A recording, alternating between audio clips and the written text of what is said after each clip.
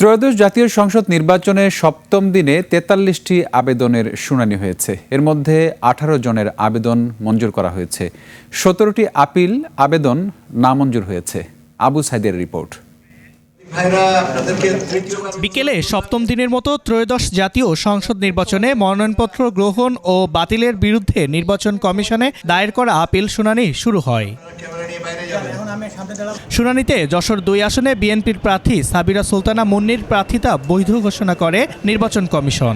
আমাদের শুনানির পরিপ্রেক্ষিতে আমাদের সন্তুষ্টি ওনারা গ্রহণ করে জনাব সাবেরা সুলতানা ওনার মনোনয়নপত্র বিএনপির প্রার্থী হিসেবে যশোর ২ আসনে ওনার মনোনয়নপত্র চূড়ান্তভাবে বৈধ ঘোষণা করেছেন। এদিকে নির্বাচন কমিশনের সামনে রাস্তায় ইয়াসিন নামক এক ব্যক্তির উপর চড়াও হয় তার প্রতিপক্ষরা। আবু সাইদ, ২১ টেলিভিশন, ঢাকা।